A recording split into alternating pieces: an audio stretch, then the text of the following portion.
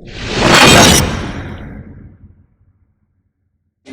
الله الرحمن الرحيم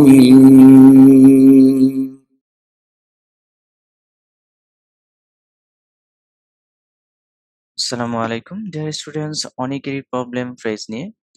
তো ক্লাউজের পার্টটা আমরা পরে ধরবো, আগে আমরা ফ্রেজের পার্টটা শেষ করে নিব। স্টেপ বাই স্টেপ একটি একটি করে ভিডিও আপলোড দেবো ইনশাআল্লাহ।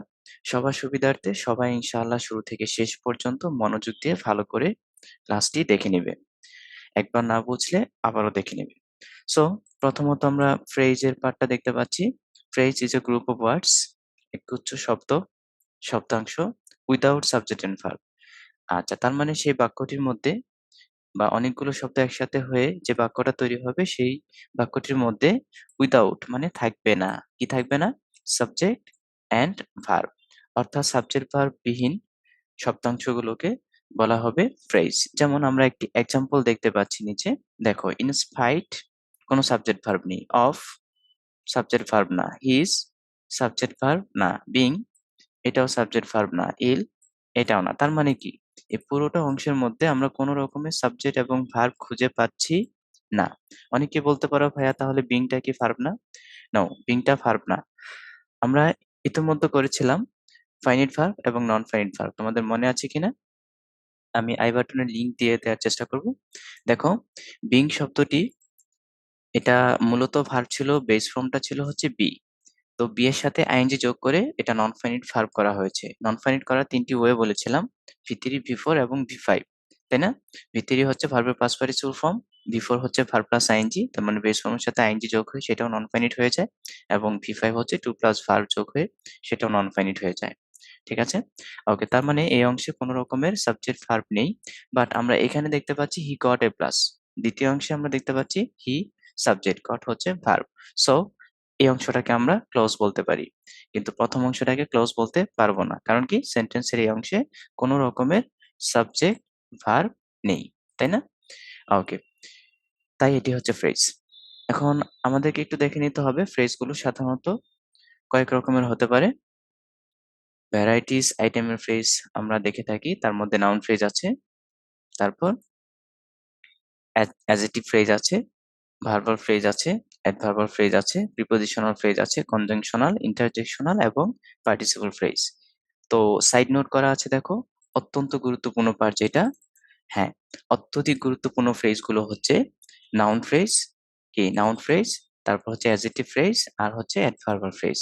তো এই তিনটা অংশ থেকে admission test, job exam, BCS exam এবং একাডেমিক সহ প্রায় সব কম্পিটিটিভ এক্সামগুলোতে ম্যাক্সিমাম কোয়েশ্চেন গুলো এসে থাকে। তাহলে এই তিনটা পার্ট আমাদেরকে একটু ভালো করে শিখতে হবে। আজকে আমরা কয়েকটি কোয়েশ্চেনের সলিউশন করব। দেখে নিই শুরুতে ১ নাম্বার কোয়েশ্চেনটি। Women with a veil of over her body. Women with a veil over her body approach the doctor. Okay, আমরা কোয়েশ্চেনটা একটু ভালো করে লক্ষ্য করি। আন্ডারলাইন করা অংশে আমরা দেখতে পাচ্ছি একটি শব্দ হচ্ছে ভেইল। ভেইল শব্দের অর্থ কি? পর্দা। আচ্ছা, তার মানে একজন নারী with a veil over her body, তার মানে তার সম্পূর্ণ শরীর পর্দায় আবৃত করে, অর্থাৎ খাস পর্দা আমরা বলতে পারি এটাকে, খাস পর্দা করে অ্যাপ্রোচ দা ডক্টর, ডাক্তারের সামনে গিয়েছিল। তো দেখো, এই যে খাস পর্দা করাটা নারীদের জন্য এটা কিন্তু অনেক গুরুত্বপূর্ণ একটি বিষয়, যেটা আমাদের ইসলামিক শরীয়ত সম্মত দৃষ্টিতে অত্যন্ত গুরুত্বপূর্ণ একটি পার্ট। আর পর্দা ছাড়া যে সকল নারীরা রাস্তাঘাটে চলাচল করে এবং বিভিন্ন রকমের অনুষ্ঠানে প্রোগ্রামে যায়, তাদের জন্য ভয়ঙ্কর কিছু শাস্তির বিষয় উল্লেখ করা আছে। তাছাড়া যেই ফ্যামিলিতে, হ্যাঁ, যেই পরিবারের একজন নারী বেপরদায় থাকে মানে খাস পর্দা করে না, সেই নারী তো জাহান্নামে যাবেই, সাথে তার পরিবারের ৪ জন ব্যক্তিকে জাহান্নামে নিয়ে যাবে। এটা হাদিস শরীফে এসছে, বেপরদা নারী তার পরিবারের ৪ জন ব্যক্তিকে জাহান্নামে নিয়ে যাবে। তার মধ্যে ১ নাম্বার হচ্ছে তার বাবাকে জাহান্নামে নিয়ে যাবে।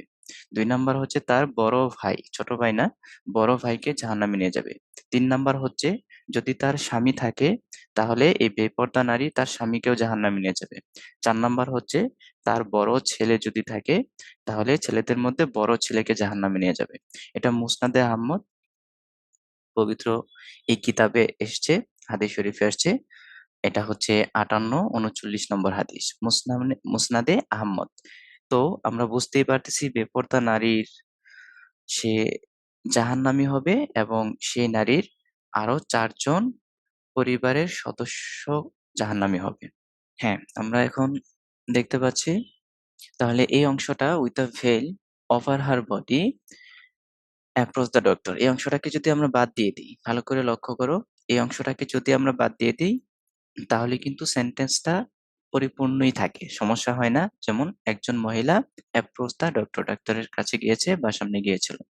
আচ্ছা, তার মানে এই অংশটা বাদ দিলেও হচ্ছে দ্যাট মিনস অ্যাডজেক্টিভ এমন একটি পার্ট যেটা সেন্টেন্সের মধ্যে উল্লেখ করলে সেন্টেন্সের সৌন্দর্য বৃদ্ধি করবে, আর যদি সেন্টেন্সে না থাকে তাহলে তেমন কোনো ক্ষতি করবে না, মানে সেন্টেন্সটি পরিপূর্ণই থাকে। তো দেখো এখানে এই অংশটি মানে পর্দার সহিত, এই অংশটা কাকে মডিফাই করছে? কে পর্দার সহিত ডাক্তারের কাছে গেল? কে? উইমেনটা, এই এই নারীটা, তাই না? তার মানে এই ওমেন হচ্ছে এখানে নাউনকে মডিফাই করছে এই with a veil over her body.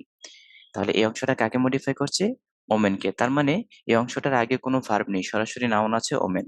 R নাউনকে modify করার কারণে এই পুরো অংশটা, আন্ডারলাইন করা অংশটা হয়ে যাবে অ্যাডজেক্টিভ। সো এই আন্ডারলাইন করা অংশের মধ্যে কোনো রকমের ভার্ব নেই, দ্যাটস ওয়াই এটা ক্লজ না, এটা হচ্ছে ফ্রেজ। তাহলে কি ধরনের ফ্রেজ? এটা হচ্ছে অ্যাডজেক্টিভ ফ্রেজ। আশা করছি সবাই ক্লিয়ার। এটা চট্টগ্রাম না ঢাকা বিশ্ববিদ্যালয়ে এসেছিল 2000 সালে, 2001 সালের ঘটনা, তখনকার কোশ্চেন। তারপর আমরা আরেকটি কোশ্চেন দেখি, I have no kith and kin in this town. তো আমরা জানি, এর আগেও বলেছিলাম, আর্টিকেলের পর সাধারণত নাউন বসে, অ্যাডজেক্টিভের পর নাউন বসে, পসেসিভের পর নাউন বসে, যেমন মাই, হিজ, হার, ইয়োর, আওয়ার, দেয়ার, এদের পর সাধারণত নাউন বসে। তারপর সংখ্যাবাচক শব্দ, এগুলোর উপরে নাউন বসে, এবং নো এর পর নাউন বসে। সো এখানে যেহেতু নো আছে আর নো এর পরে কিথ অ্যান্ড কিন, এই অংশটা নাউন হিসেবে কাজ করছে। তার মানে এটাকে আমরা কি বলতে পারি? এটা হচ্ছে নাউন ফ্রেজ। যেহেতু কোনো ভার্ব নেই, সো এটা নাউন ফ্রেজ।